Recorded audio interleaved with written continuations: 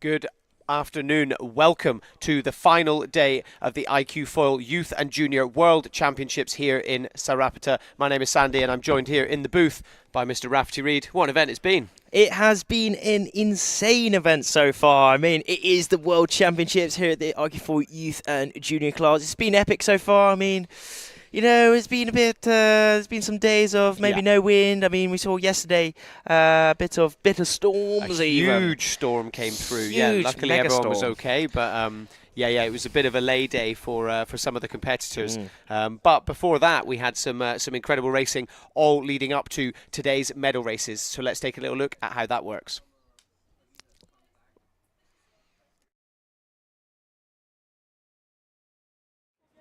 The final day of competition is for the medal race series, but what is it, I hear you ask? So the overall top 10 in each group progress into these medal races. Positions 4 to 10 go into a quarter-final. The top two within this quarter-final progress on to the semi-final, joining the second and third place overall. Again, the top two in this semi-final progress into that grand final where there will be 3 riders fighting it out for that title. The beauty of it, anyone inside of this top 10 has a shot at getting that title. However, if you're in 10th, it's a huge mountain to climb. And if you progress into these medal races in that first place, you have a guaranteed place on that podium. It's really, really exciting. It's really easy to follow. So make sure you join us there for some epic action.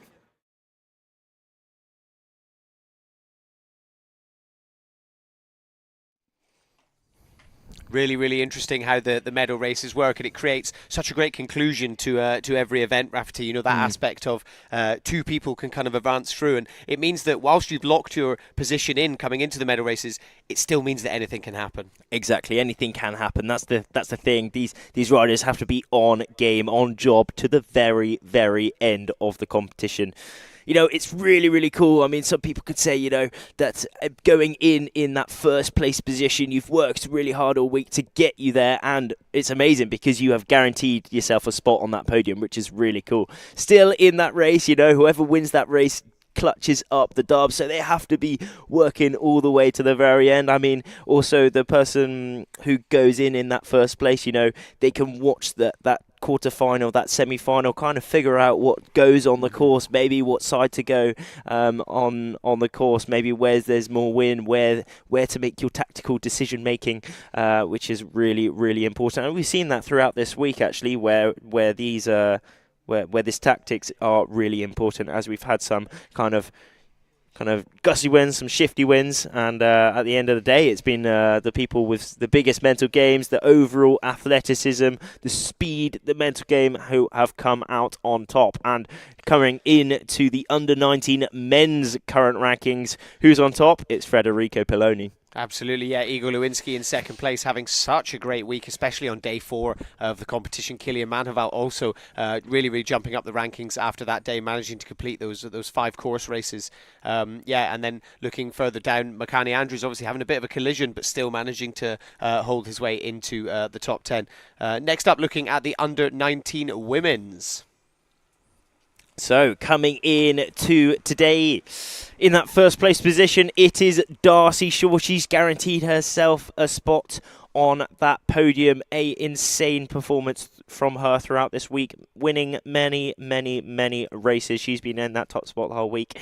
In second, it's Maya Gisler, under 23. Vice world champion. Also, she just came second in the European Championships for the women as well. So another very well established rider. Nella Sadilkova in that third place position. Carola in fourth, and finishing off that top 5, it's Nohiat. Absolutely, yeah. Medea Falcioni as well, despite being only 14 years old, still pushing right up there. And yeah, of course, Martina down the bottom, finishing off the top 10 after a great couple of days of racing. And then next up, the under-17 men's. So Itamar Levy coming in first place at the moment, going into today in a really, really good position, fighting his teammate David Aleshko, also down in third place. Looking a bit further down, Finn Brull, also his older brother Skip, had a really good day in the under-19s fleet, so he'll be looking to replicate that for himself as well. Indeed, we've got two two siblings in here. We've got obviously Finn and Skip Brewer, but also Moritz Schleicher.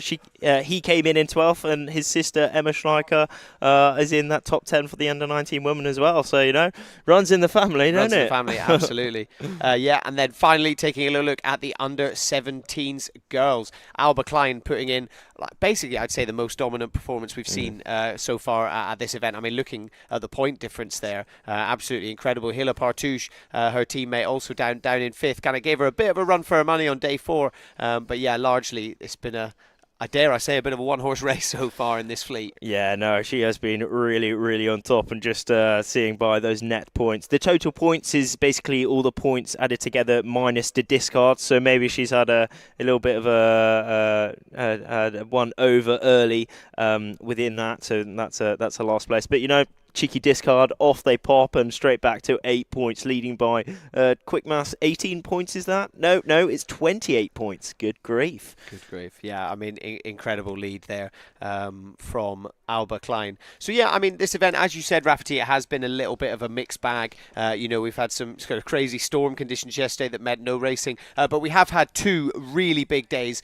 of action, with 5 course races completed for all of the fleets on both of those days. That was day 2 and day 4. And it all started with day 2. Let's take a little look at some of the highlights from that day.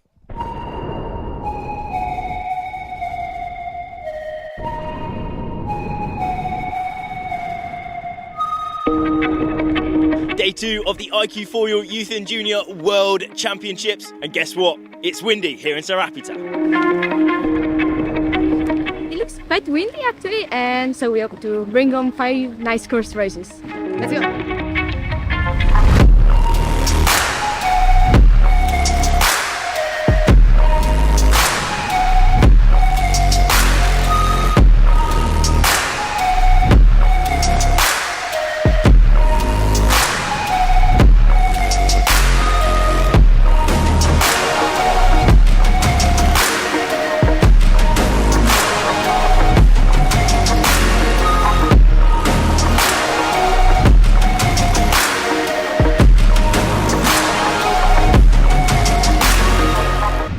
We completed 5 course races for every single fleet, and here we saw some real standouts. Dominating the under-19 woman was Darcy Shaw, picking up 4 out of 5 race wins. Today was really good. Had some really nice weather out there, got some good results, so I'm happy. In the under-17 girls, it was Aalvaa Klein one-upping that and winning every single one of her races. I think it was a good start for me, good win, good vibes, and I'm very happy. On the men's side, they're still in their qualifying series. In the under-17 boys, Marius Polo takes the lead at the end of the day. Today was perfect. I win to double it. The win was great. In the under-19 men's yellow group, we saw 2 Italian riders, Federico Poloni and defending world champion Leonardo Tomasini, both consistently leading the pack. But after some close battles, it was Freddie who came out on top with 5 race wins. Really, really strong win. It was very fun racing and very nice battles. Finally, in the blue group, it was Val Erdzen who was unbeatable. Perfect day of racing. I waited so long for these conditions and they came. What an epic day here at the World Championships. With the rest of the week still ahead of us, let's see what tomorrow brings.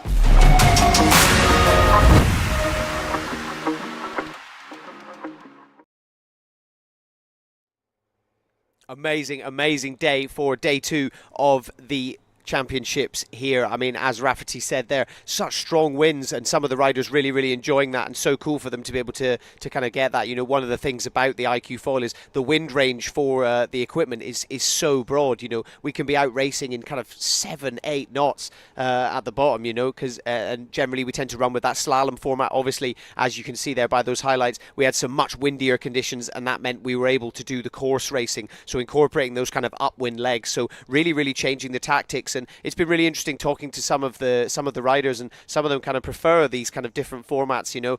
especially with the foil tacking. You know, that's still the maneuver that's really changing and really winning races. And I mean, you'll see soon, you know, what Federico Palloni, he's definitely one of them who's really got that maneuver down, and it certainly made all the difference on day 4 in that final race up against Kilian Manhoval. And let's take a little look at some of the highlights of the action from day 4.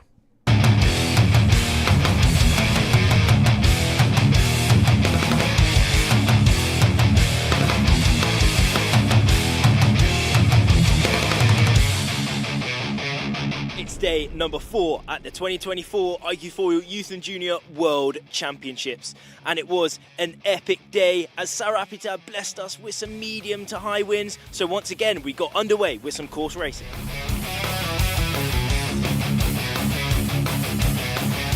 In the under-19 woman, it was Maja Gisler from Norway starting her push towards that first place. And thanks to winning 3 races, she has got incredibly close to under-19 women event leader Darcy Shaw. Also impressing was Nella Sadilkova, keeping her 3rd place overall. Yeah, I'm super happy. I have been working really hard for this event, so I'm happy that it's going well for me. Now in this race I was actually leading, but then I went to the wrong side in the 2nd lap. So Maja overtook me, but 2nd place is still great, so I'm happy. In the under-17 woman, it was Aalvaa Klein continuing her domination, winning all but 1 race. And in that 1 race, it was Maria Rudovic who managed to win. Yes, it's very hard. The wind is also a sign, and it's hard, but I find I like the course, I like the wind, and it's good. It's fun. In the under-19 men, a big standout was Igor Lewinsky. The Polish rider won 2 races, one of which with an insane lead of over half a kilometre. Tomorrow is the last chance for these riders to push inside of that top 10 for those medal series on that last day. So the pressure is on. Join us there to see what happens.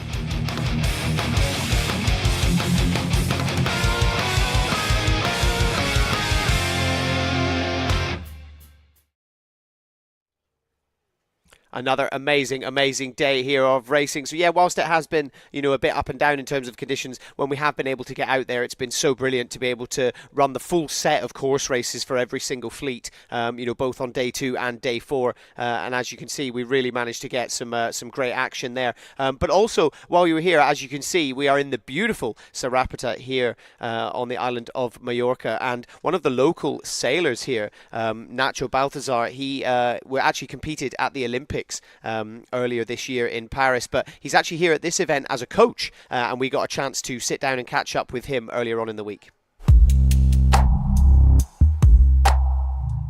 Yeah, it's crazy. I cannot imagine before that we have a world champion in my zone in Sa Ràpita, and it's incredible to participate, training to 2 guys, Luis and Ramon, and also in my club, after the Olympics, I have time to enjoy it, to live this moment, and it's crazy.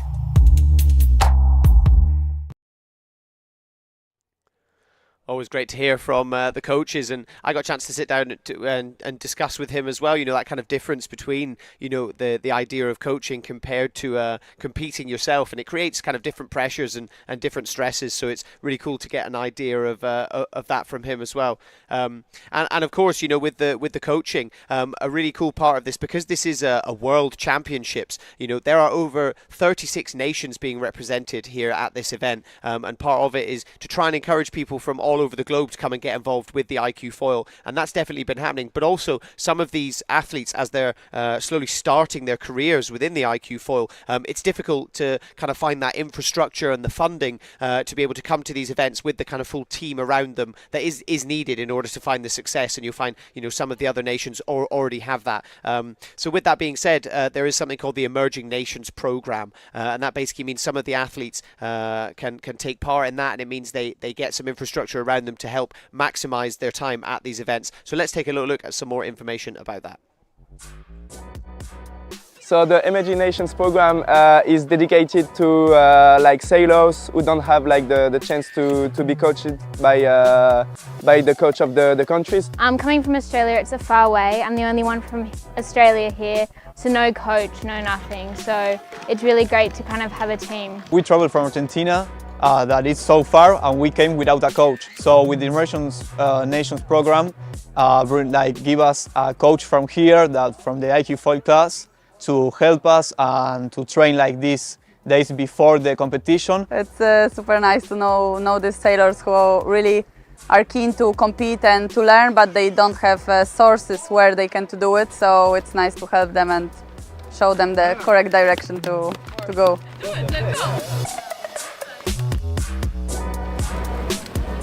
Not like this 20 seconds ago, guys, please. We have a group with like guys from different countries, so it's different culture and different way to train. So we have like to, in a tiny time, to create a little atmosphere like between the sailors and try to have a group spirit. Yeah, some translator sometimes is needed for this, but we manage to do this. We have some good sailors, they can go fast, everything. The only problem is like they're not really used to competition with big fleets, so it will be quite challenging for them.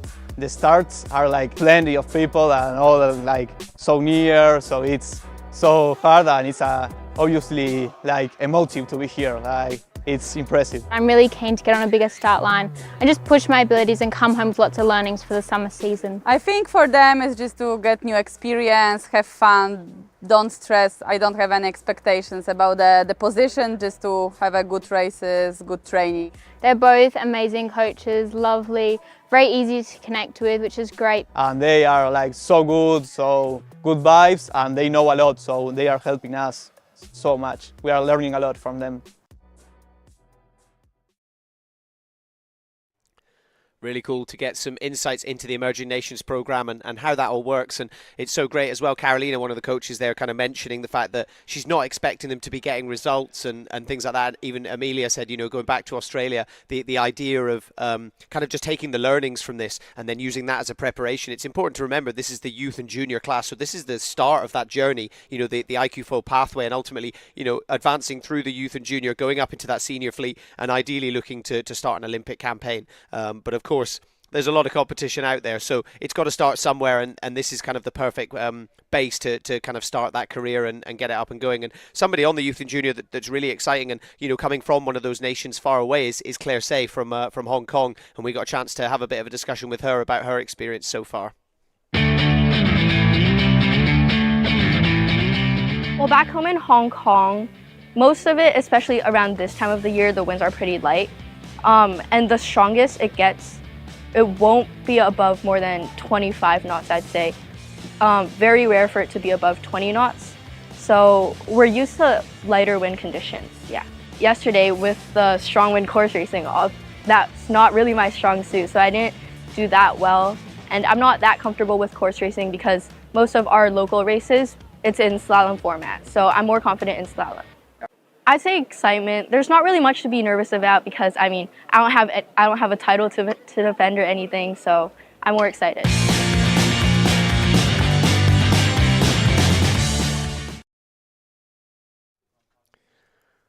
Really great to get some insights there from Claire Sa. And as you can see currently in Sa Ràpita, it's absolutely beautiful, but we do not have much wind. So in the meantime, we are going to go over to Rafferty, who is over on the event site, and he is going to get some words from some of the competitors that are in the medal race series for today. Rafferty, talk me through it. What's going on over there? The marina here in Sa Ràpita for the Club Nautico. We're here at the World Championships. As you said, it is the final day, but not too much wind at the minute, so we're going to be going around. Everyone's just chilling, getting ready. Everyone's pretty tense, so let's go find some of the riders here within this top 10, ready for those medal race series. Let's go on a little tour. Let's go on a little tour.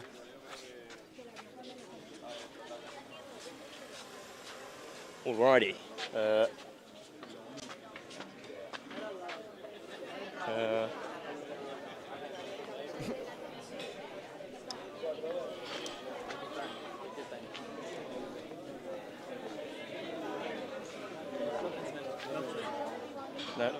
Okay. Someone and tell him to come. I will take you, Federico.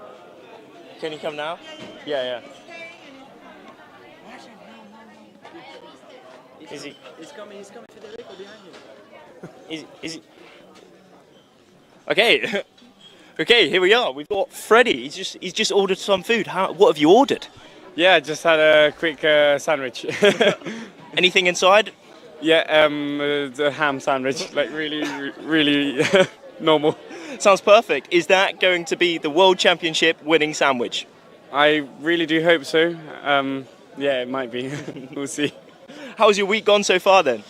Yeah, I had a brilliant week. First day, we only had one slalom race, which was really tricky, really light winds, which I managed to win. Then the day after, with a really strong 5 course races, I managed to get 5 bullets, which was an amazing start to the week.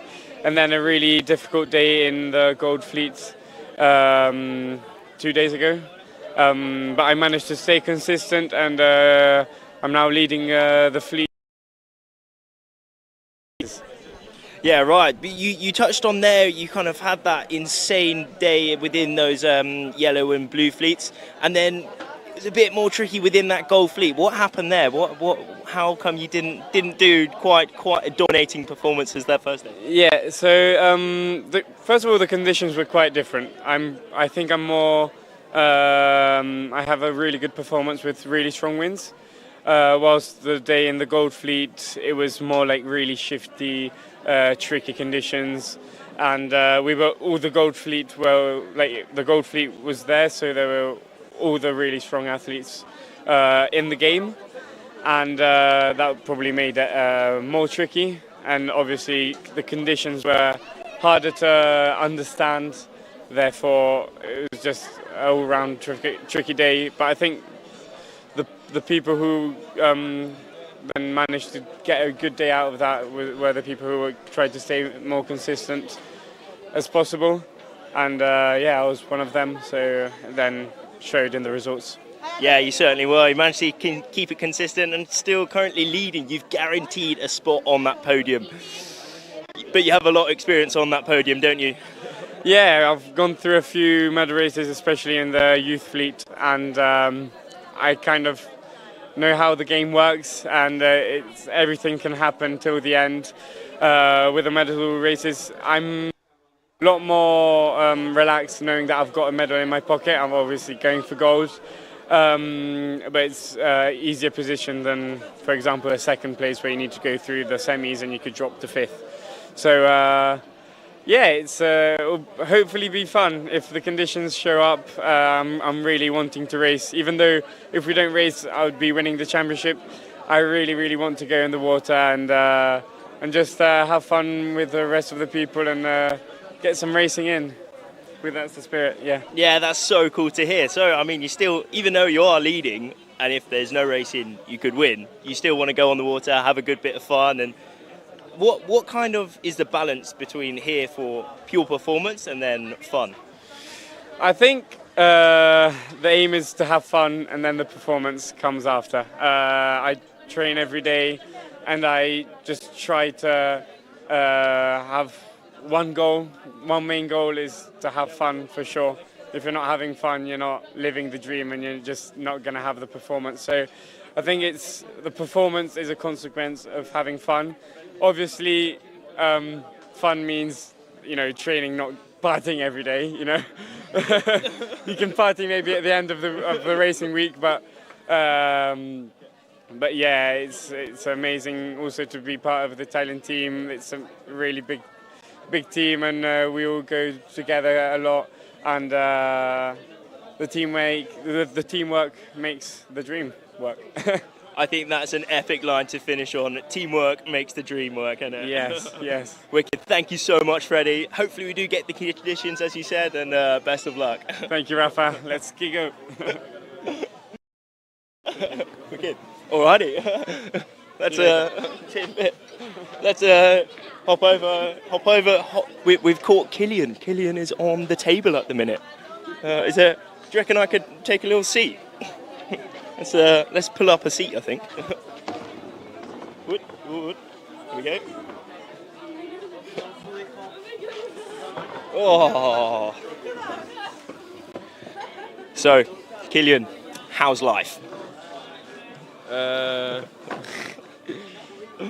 Life is good. There's sun coming down. Are you feeling the pressure, or are you, chilling, just trying to keep cool? Yeah, I am chilling. I am waiting for the win. It's too light and tricky condition today, and I am on the semi-final. I am 3 on the classement, and yeah, I am happy. I am focused on my race, and go to the final. Earlier on this year at the European Championships, you were actually on under 17 and you managed to win it. But you've decided to come now onto the under 19s. Why did you make this decision? Yeah, because I have this decision because I win the world champion on Cadix the last year, and I win Embrun on the European Championships. And for me, it's a good decision to go on the 19 for rivalry and for more challenge. So you have a European Championship title to name, a World Championship title to your name, both under 17. Are you hoping to add an under 19 World Championship title to your name today? Yeah, it's amazing. I have a good guys and a good other sailor. It's complicated, man. I go to manage this. Yeah. How are you going to manage this? Do you have a specific plan? Not a specific plan, man. Focus on my speed, on my sailing today, and enjoy, not pressure, and nice. Yeah, right. I've been hearing from some of the other lads you really do have the speed out here on the under 19 equipment. Do you have any secrets to let in and how you go so fast? A good equipment, good réglage, and a good training on the year, and it's the secret. Yeah, right. You say training. Yes, training is almost number one of important. What has your training been looking like up to this competition?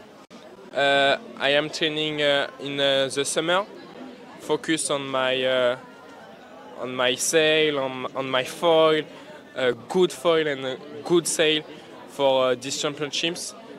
I am really prepared for this, and training on the water, on the gym. Yeah, it's a secret. There's lots of secrets going around here, but I think that's very, very wise of you not letting anyone into those secrets. So hopefully you can come out with the World Championship title. That's the goal, no? The World Championship title? Yeah, it's the goal. Yeah. Awesome. Well, thank you so much for talking to us, Kylian, and best of luck today if the conditions come through. Yes, thank you so much. Cheers, man. Thank you. Merci beaucoup.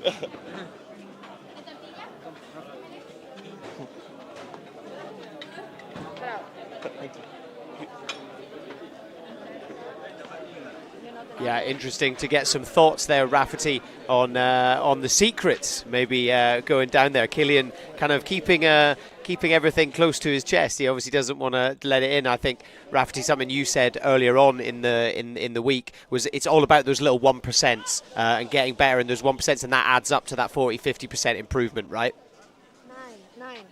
Yeah, right. It is those 1% here, 1% there, and this is the level here at the World Championships that is, everyone at the absolute height of the game. 1% there, 1% here can add up to 5%, 10%, and that can mean the difference between winning and not winning.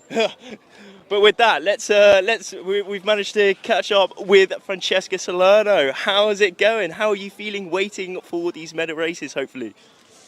I feel okay because I don't have any expectations, so I'm not nervous. I'm ready to give it all, and let's see what happens. Am I right in saying you came in today in that 8th place position? So Are you feeling the pressure, or are you just going to go for it? No, I just want to go for it because I don't have nothing to lose. I can only do better, so it's okay. Yeah, right. I mean, it's looking quite light at the minute. I mean, unfortunately, too light at the minute. But if it does come, it still might be those light wins. Do you like light wins, or do you like the stronger wins? Yeah, I like light wins because I won the World Championship in Cadiz with light wins, so I like it and I prefer light wins. So yeah. And why is this? At home, do you have light wins, or what is the training looking like for you at home? No, I have a mix of condition at home. I have light wind, strong wind, medium wind. So I say what comes we take. So I prefer all the wind. I don't have but I like light wind. So I don't know. We will see. We will see indeed. Yeah. How is this location compared to your home? It's similar because with the condition, the waves is similar, but nothing is we can compare nothing to my own because it's the best spot, I think. But I like this place because it's hot, there is wind, so I like it. Yeah, hopefully we do get some wind today. There's 375 other athletes within this competition. Is this cool to see so many other young athletes within the sport? Yeah, it's cool because we are getting bigger and bigger, so it's fun, and I like the race with a lot of people, so it's fun. Yeah, I like it. Making any new friends, or you're just friends with everyone already? Yeah. I'm making new friends, but when I have a little more pressure, I prefer to stay with the Italian team. So I stay in the home zone, we can say. We were talking with Freddie just earlier, who's part of the Italian team as well. He ended it on teamwork makes the dream work. I mean, so you're working with your team before the racing. How does this kind of mentality with your teammates change from, before the racing in that training to when it gets to racing time here at the World Championships? I love to stay with my team before the race because we joke all the time, so you don't feel the pressure of the race, nothing. You stay with your friends, you feel relaxed, and it's better, yeah.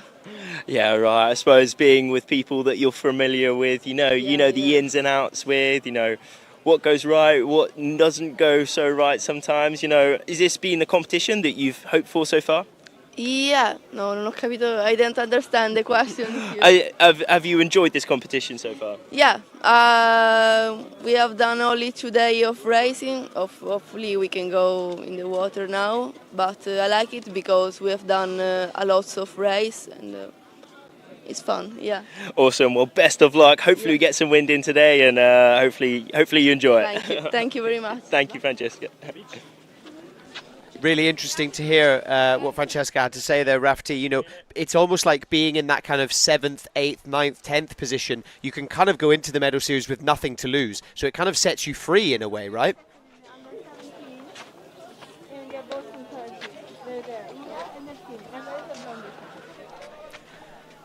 Sorry, Sandy. Say it one more time, sorry. So really interesting what Francesca had to say there, where like that, those kind of positions like 7, 8, 9, and 10. You can kind of go into the medal series. You've also got some work to do, but you've kind of got nothing to lose and everything to gain, right? No, that's it. When you're down that bottom kind of end, it's you're pushing. I mean, bottom kind of end. I mean, top 10. No, I mean that's crazy just to come with it. But like that's one of the cool things. They're just pushing to the absolute max, which is sick. Yeah, absolutely. It does kind of add to that nice element of the medal series and that culmination of the week. It does kind of mean that anything can happen. It's pretty good for us getting our popcorn out. But I think Rafti, you're over for your next interview now. Indeed, we've come just out on the beach. We were before in the marina, but now we're here with both Turkish girls, Delphine and Rüya. How is it going here on the final day of the World Championships? The all race went good for me. I managed to get 2nd place, and I'm really excited to race in the semifinals. It went not really good for me, but I'm happy for my position. I'm same point in 5th girl, and I have 1 point in 4th girl, so I should some I need some race. I hopefully it will come, wind will come, and we will do races. It's all quite tight, as you said, at that kind of top within this top 10. Do you have any specific goals for today, both of you? I was on the first place, of course. Hope I managed to get final and then good race for the final. Yeah, same. I think. I hope it will go good, and I will do my best. Hopefully, wind will come, and we will do races. How does this location compare to your home in Turkey?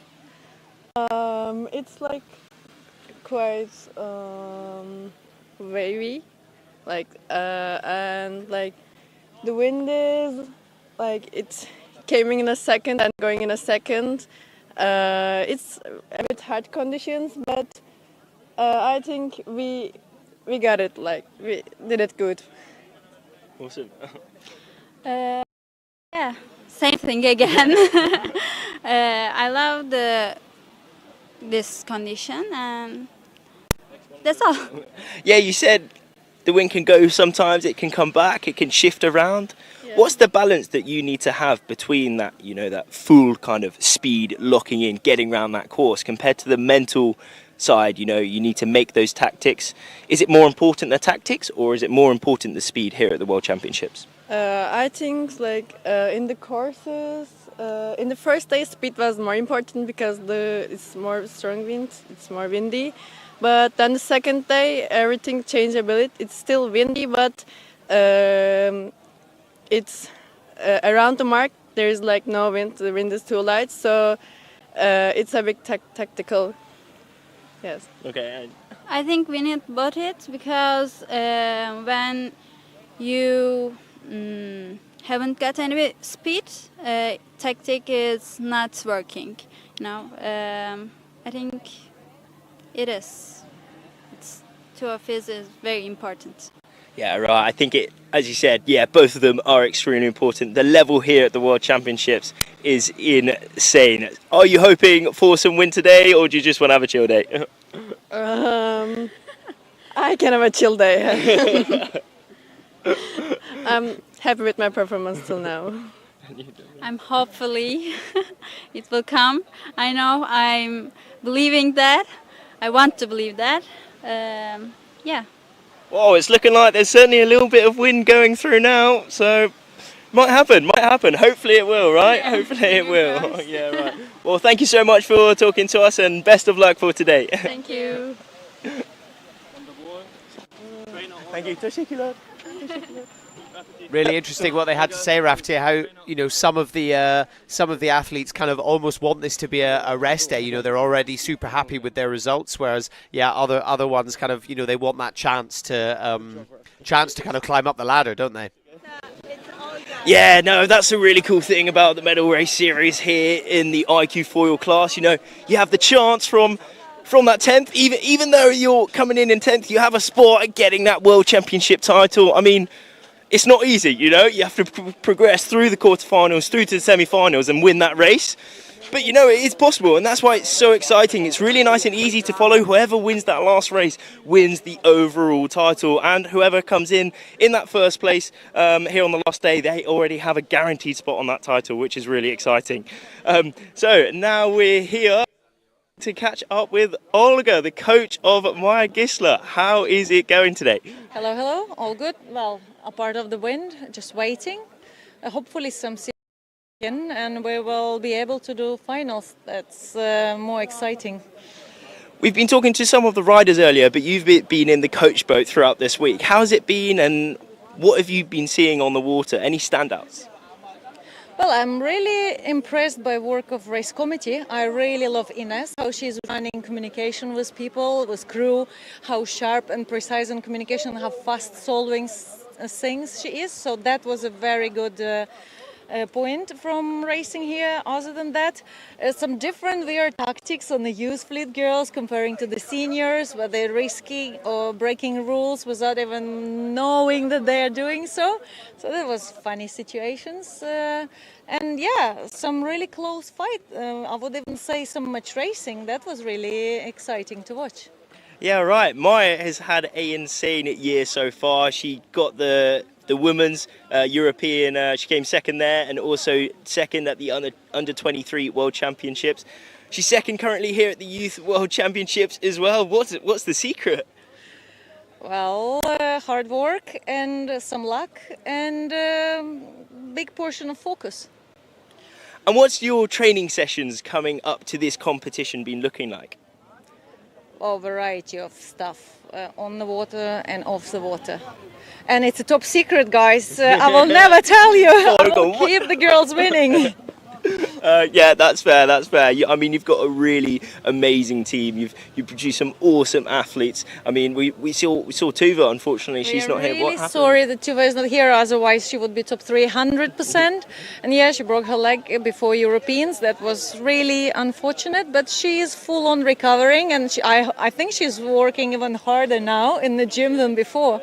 So be careful, guys. I think the storm is coming. Yeah, right. What has led up to this moment? Talk us a bit some of your experience within this sport.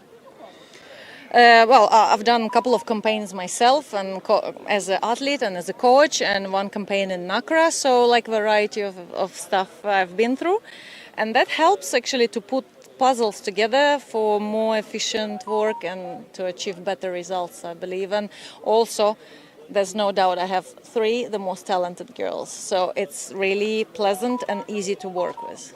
Yeah, right. I mean, that really shows with all these athletes are really at the top of their game. What are your kind of next steps? What is after this competition for you and also your athletes? I would really set them free. They can go and do their life, enjoy, have some autonomy, maybe train on their own schedule, lots of physical training, of course, and some study, because some of them entered university, some finishing school. So some family and friends time, which they are missing while they are racing, and just some fun, so they can enjoy their life, not being only fully focused and running somewhere for results. Yeah, I think that's really important, that kind of balance between that kind of social side and the life, and then also the dream of, traveling around, windsurfing, having the best time ever. How important do you think is that balance between the lifestyle, but then also, training hard here at the World Championships and traveling around the world, doing this awesome sport? Yeah, it's probably one of the best sports in the world. I wish my daughter would do that. Unfortunately, she doesn't like it. Maybe too much push from mom's side. And so I'm so happy for those who went into this sport and experienced it and travel, because it's a great thing. You experience cultures, meeting new people, new communication. So you build yourself as a person in so many different ways. And yeah, I look forward to this change of equipment and to more people coming into the class. I believe this will be quite exciting quadrennium. We'll see how the situation will develop in those years. Indeed, indeed. We're here on the last day here in Sa Ràpita. It's looking quite light at the minute. Do you think we're going to get racing?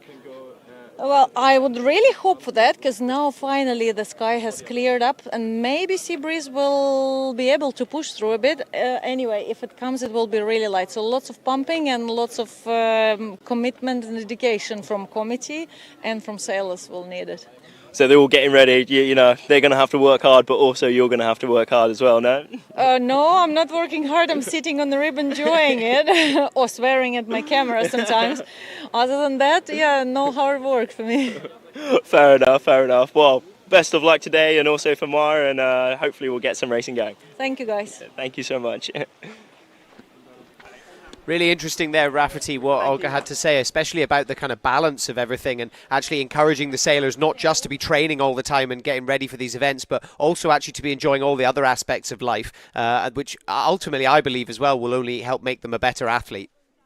And it's the last one, okay? Yeah, no, certainly will. You know, here at the World Championships, everyone's at the top of their game. You know, a lot of people do have the coaches here, and as we saw earlier, there's the Emerging Nations camp for the people who don't quite have the support in place. But that's a really cool thing. Everyone has so much support here, not only with coaches and family, but also with each other. You know, that sense of community here. Everyone is really together.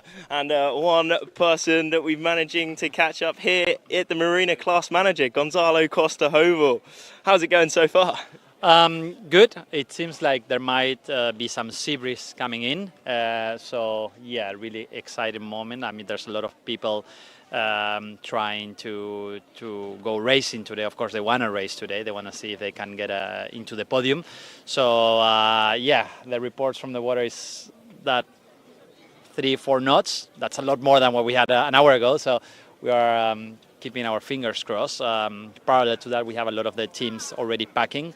So yeah, of course, mixed feelings there. Some people are going away, and some other ones are remaining really focused and trying to not to lose their competition mind. You know, they're still on the zone. Let's call it that way.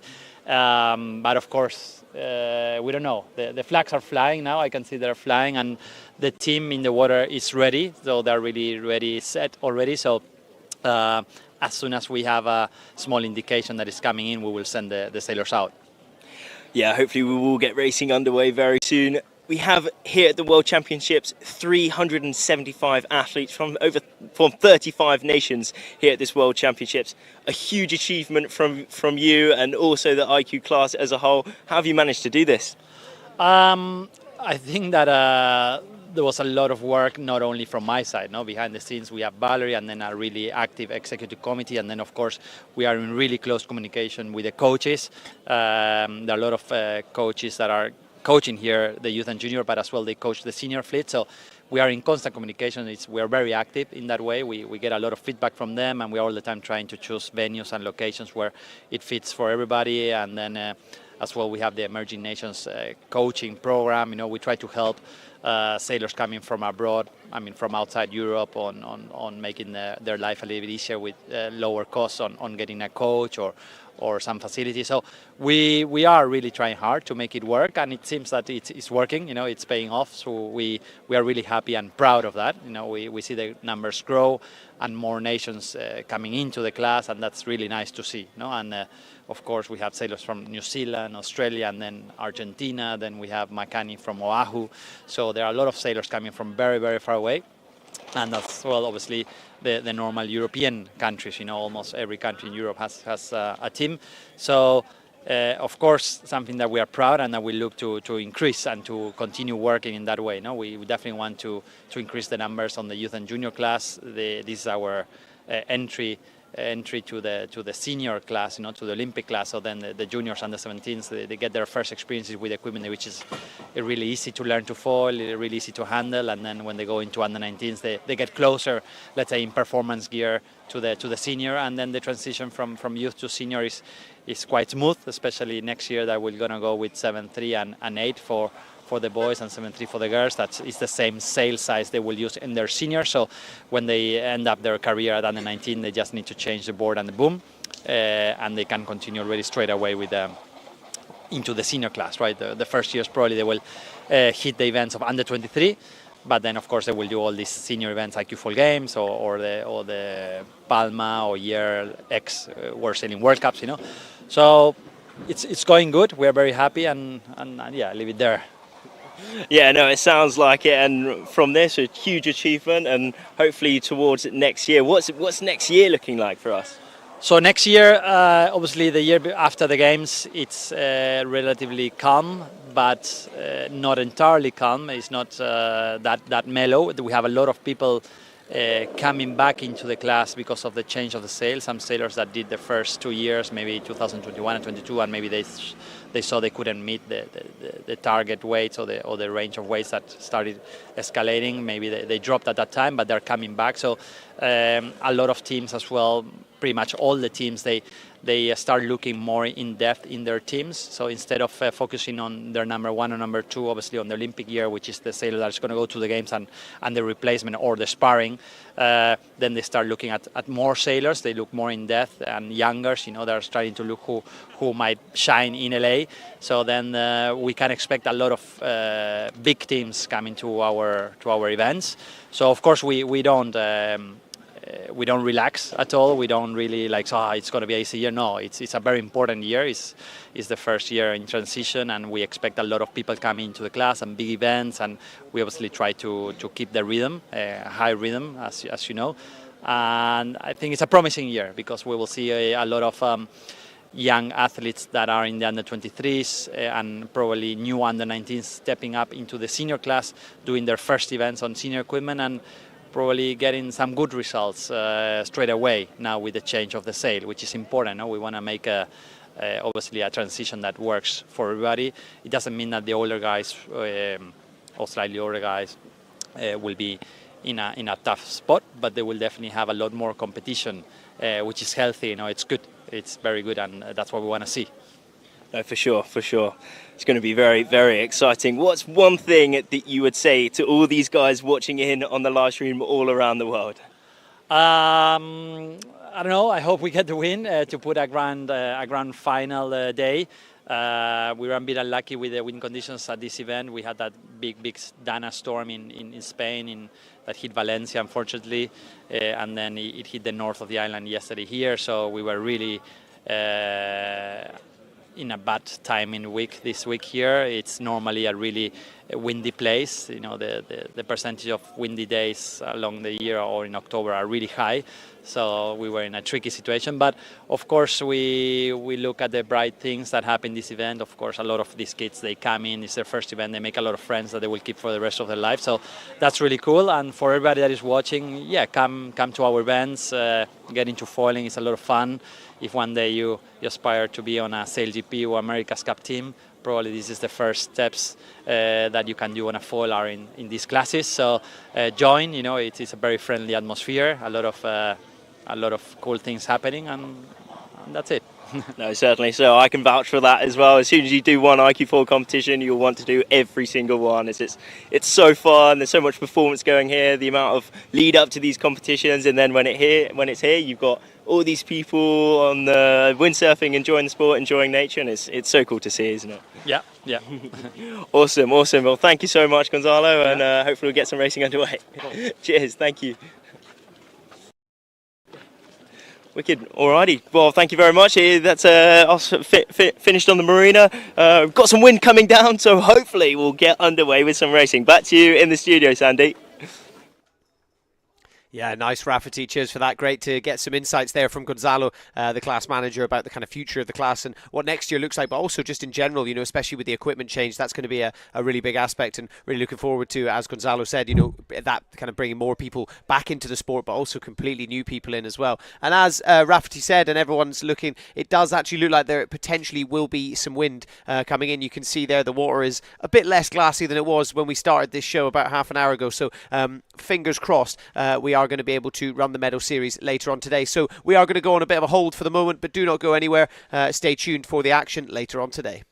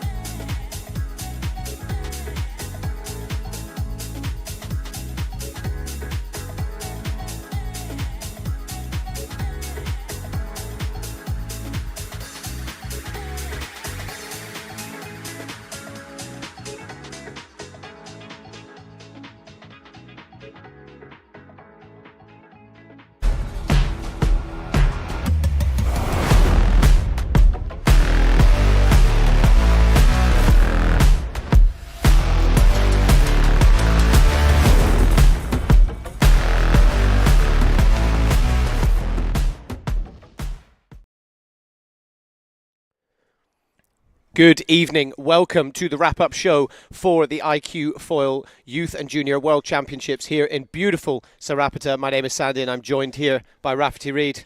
Oh my God, what a week. It has been an insane week so far, and what a way to end it. You know, it's a beautiful sunset, there's sun, everyone's ready to let loose after an insane week. I mean, here at the World Championships, it's been a bit of, you know, some days racing, some days not quite so racing. But, you know, overall, it's just been epic. 375 athletes from 35 nations around the world. I mean, that is a huge achievement in itself, isn't it? Absolutely, and let's take a little look back. So day one, not too much action, but towards the end of the day, they managed to get a couple of races within the men's fleets, a few nice gusts. But day two was where the event really started, wasn't it? We had the strongest wins of the entire week. We completed 5 course races among every single fleet. Let's take a little look at some of the highlights from day two.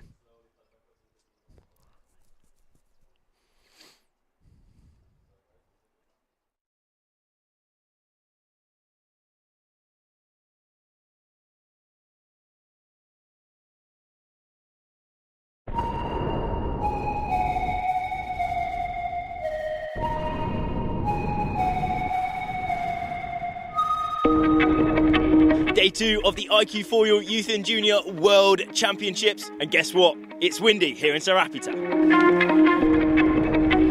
It looks quite windy actually, and so we have to bring home 5 nice course races. Let's go!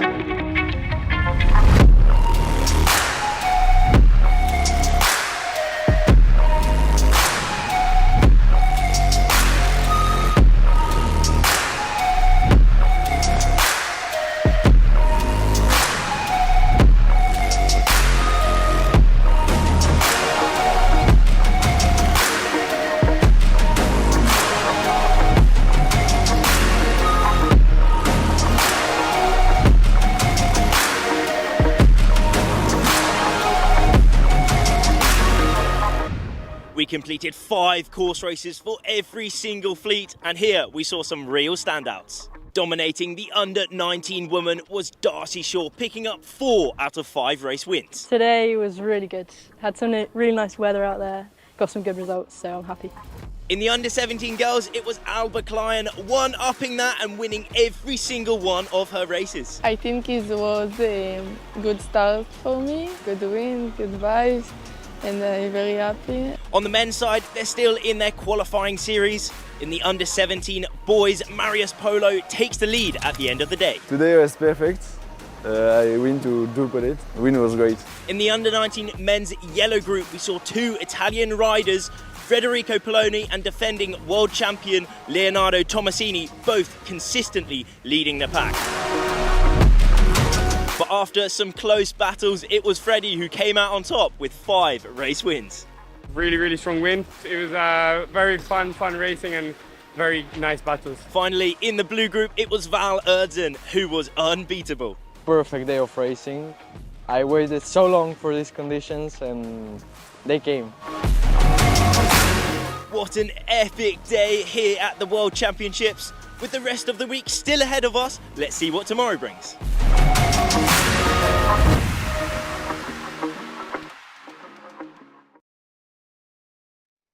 Oh, that was just sick, wasn't it? That day number 2 was epic. As we said, 5 course races. We saw loads going on, everyone pushing to the absolute max. It was windy, it was quite wavy as well, so it was pretty tricky out there. But from that video, we did see some of those huge standouts. It was so awesome to see, wasn't it? Absolutely, and it was really interesting to see, actually, as we get on to who actually ended up winning the event, it was kind of clear to see from that day, they really remained consistent throughout the entire week. Day 3, the day after that, ended up being a bit of a lay day as well, just kind of no wind. We've had a bit of a changeable week in terms of conditions, but day 4 was back with a bang, and again, we managed to complete 5 course races for every single fleet. So let's take a little look at some of the highlights from day 4.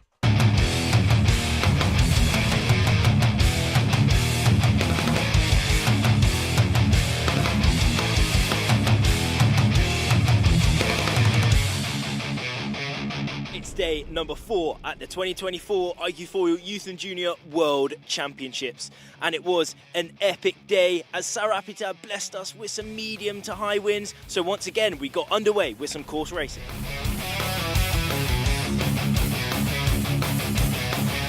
In the under-19 woman, it was Maja Gisler from Norway starting her push towards that first place.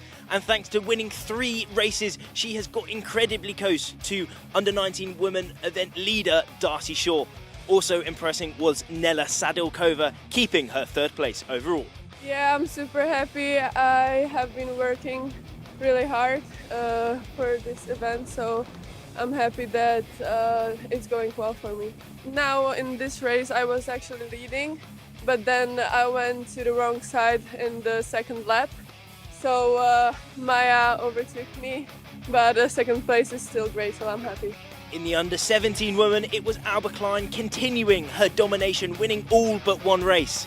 And in that one race, it was Maria Rudovic who managed to win. Yes, it's very hard.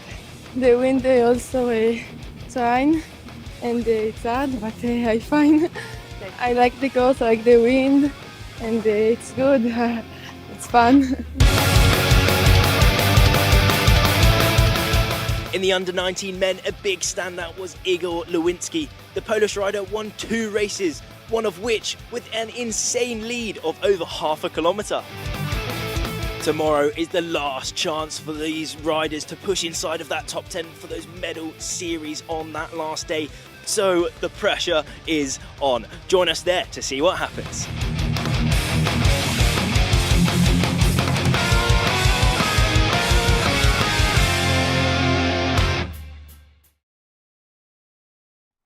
Incredible day there on day 4 of the competition. Some great conditions, and then, as I was saying, really good to see that consistent performance from a certain few of the athletes coming through.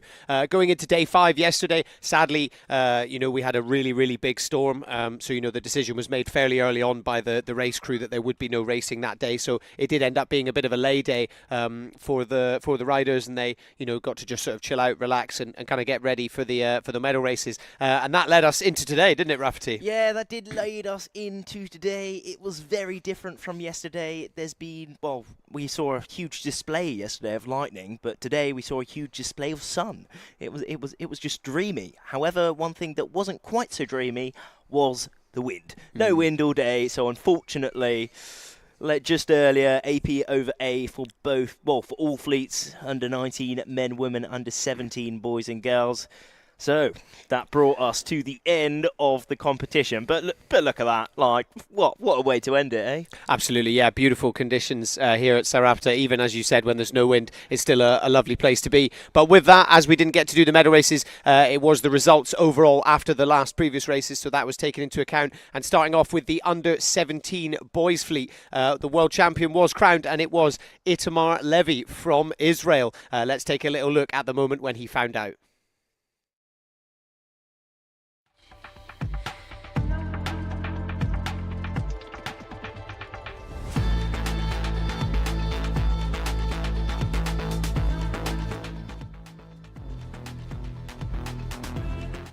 Europe champion, I didn't have a really good competition because the wind was really light. So in the end of the competition I was like, okay, now I need to train even more hard to get here and to get a really good score and be more top in the rankings. Yeah. Well, I think there was one moment in the 2nd day. I was leading the race, and I was getting in the finish line in the first place, and I was ready to cross the finish line, and I fall down, and some surface passed me, and I was like, oh, I need to win this, and I was really disappointed, and then I take myself back and win the other race after it. So I was like, okay, now, yeah, it means a lot because I train really hard, and I think to achieve this trophy, it's like the top point that I want to get here. Yeah, cool.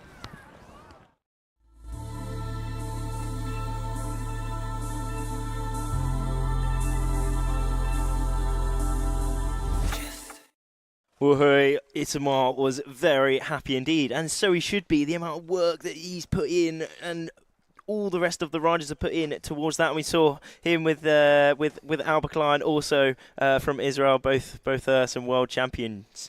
But there we go to the overall under 17 boys. Absolutely, yeah. Just quickly on the podium there. So Itamar Levy in first, Leopold Briseidou from France in second, and David Aleshko in third place, also from Israel. But yeah, as you said, Rafti, let's take a little look at that final top 10 for the under-17 boys. Indeed. So in fourth place, it was Marius Polo. Great performance from him. And if we just have a little look as well, how close it is between all top 4 riders. Looking at only 2 points separating all of them, which just shows how high the level is here at this World Championships. You know, anyone can win, anyone inside that top 10, top 20, top 30 can win races, and that's one thing that we did have seen throughout this week. Absolutely, yeah, really, really close battles fought, and kind of going even further down. It's just such an impressive performance from these guys that are still very much at the start of their iQFOiL careers. Only in the under-17s, they've got a long road ahead of them, and great to see how high the level is already. But let's move over now to the under-17s women's, and there was only one name really on everyone's lips. She had such a performance, such a dominant performance all week, and that was Aalvaa Klein from Israel. Let's take a little look at the moment she found out she was world champion.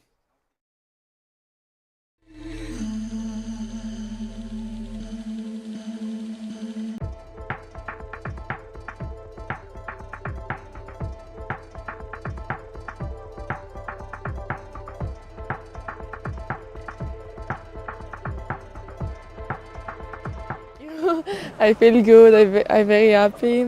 I think I was very focused and I don't think too much, and I think it helped me. But I little bit bummed because we're not surfing today and the medal race not happened. But it's fine. Still good. Yes. The moment special for me, it was after all races. I won. Don't give up, and because in France it was not good competition for me, and I achieved to practice and this, and we are now, and I'm happy, and this enough. Rankings. Yeah.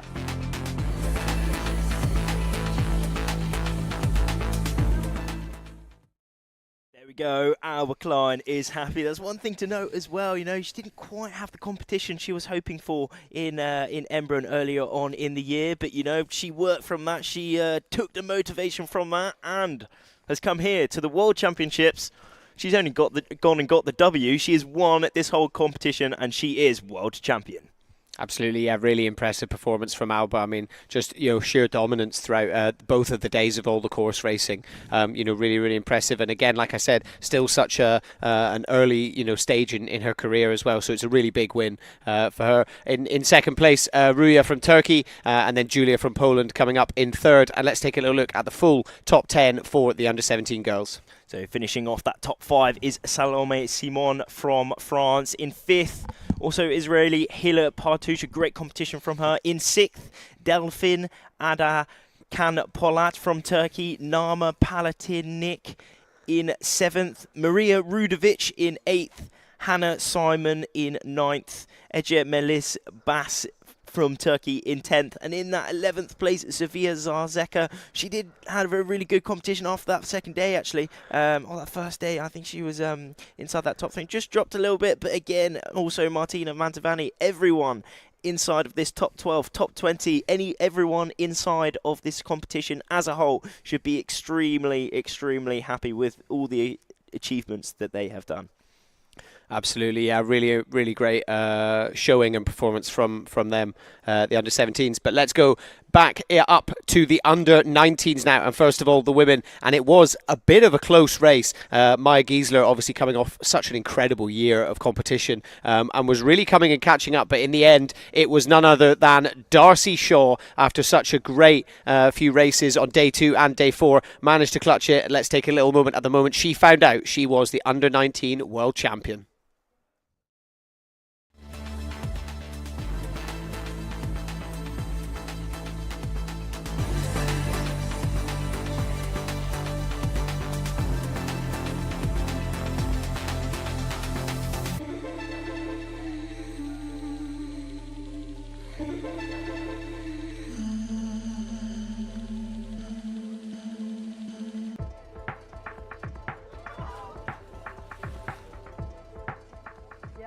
So happy. Yeah, I feel really good.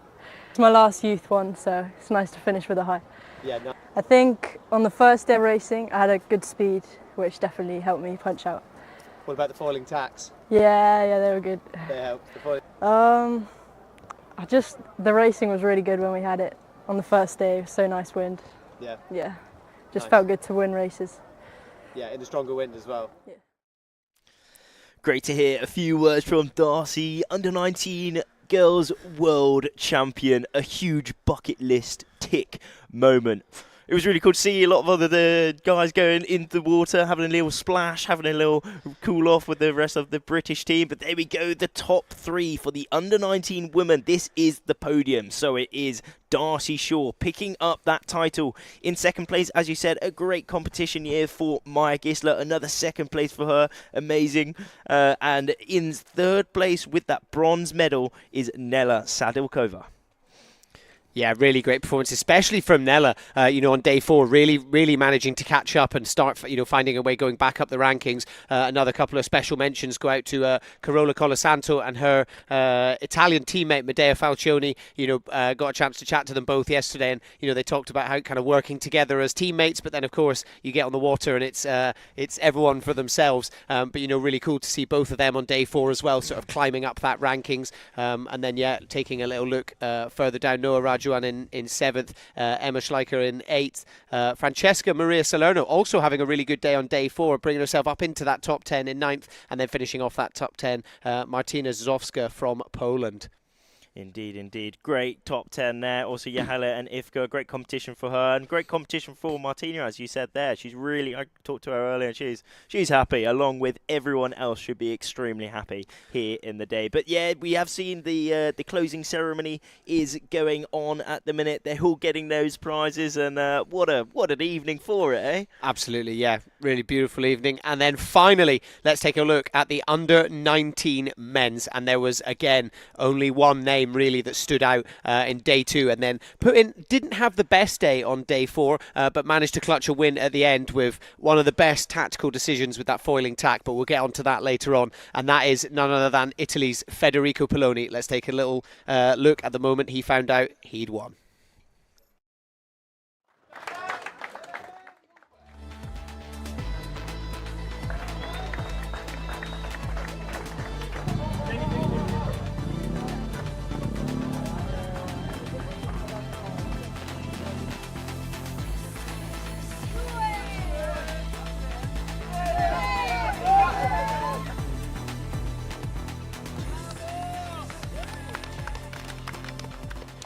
Yeah, thank you very much. It's an amazing feeling. I've won today the Youth Worlds in Sa Ràpita. I also won the Youth Sailing World Championships in Torbole, so it's a double World Championship title for me this year, so it's obviously an amazing feeling. Yeah, I think doing many competitions in the IQ class. I was competing in the Senior Europeans and all the senior competitions this year and the past year, so it gave me a lot of experience, and this year it totally showed up in the youth fleet.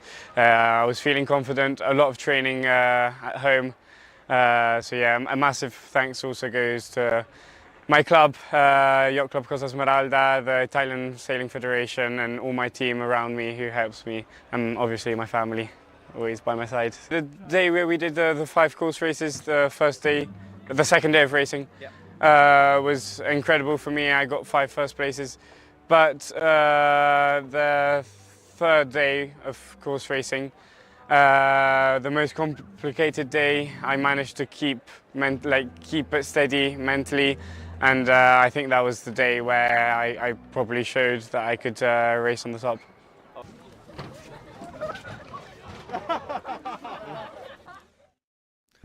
He managed to escape the dunking, didn't he, there? But again, another extremely happy rider. A huge achievement, as we said, a bucket list tick moment for Freddie. Not only getting the World Championship title here, but also at the World Sailing Worlds earlier on this year. But there is that under-19 men's podium. Yeah, Federico in first place. Igor Lewinsky, what a day he had on day 4 of the competition. Catapulted himself straight up into second, and that's where he will finish this year. And then Kilian Manhoval also bringing himself right up the rankings and will podium in third place. Let's take a little look at the full top 10.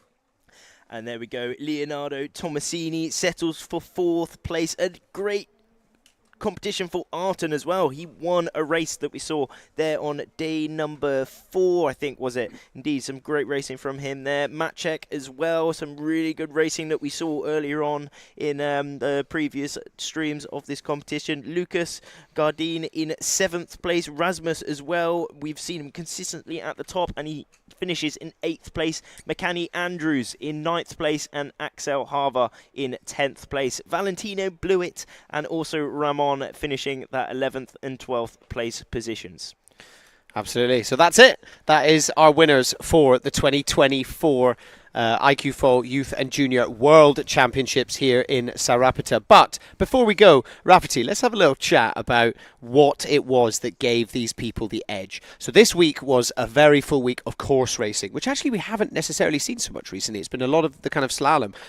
So we took a little look, didn't we? And we identified 2 important things. Firstly, all about the tactics at the start and whether you're going over on port or starboard. Can you talk us through, why that is so important? And specifically, it was Igor Lewinsky who really used this to great effect. Yeah, I mean, to start off with, the start is one of the most important aspects of a race, but also one of the hardest aspects of a race. And here we saw Igor Lewinsky. We see he's on the middle of the screen. He punches out here on that start and immediately has the best start. What's very interesting here is that the wind was quite switching around, quite gusty and quite switchy, meaning that that port start was, if you started off that pin end, that port start, you had a immediately head start within that race, and he managed to execute that absolutely perfect. So from there, he had a lead on, and he just kept gaining and gaining and gaining. He put himself at the right place at the right time. Every little gain he got, he used, tacking on those shifts, tacking on those gusts, ensuring he was in the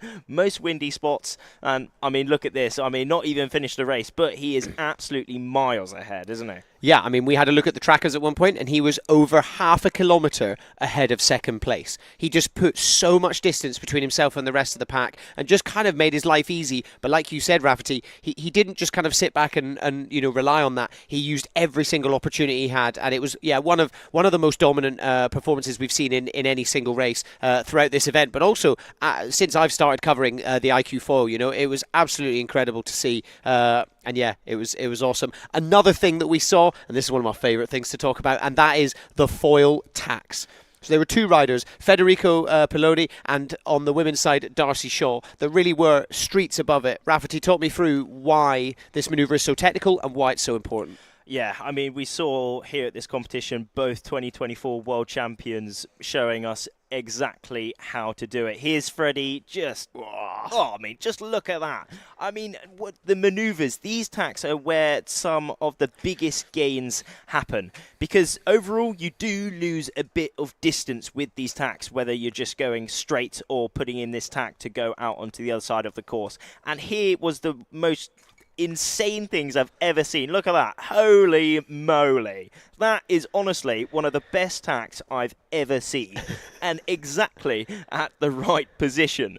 And, and this shows why both Freddie and Darcy are, this is why this certainly is a big contribution towards their World Championship titles here. You can gain so much rather than losing on the maneuvers on these tacks. You can stay about equal. If you're foiling all the way around, you keep your speed. Whereas if you touch down on the water, if you get the ball planing, you have a lot more drag and you do slow down a bit. So to maximise your time on that foil, that is the most optimal thing possible.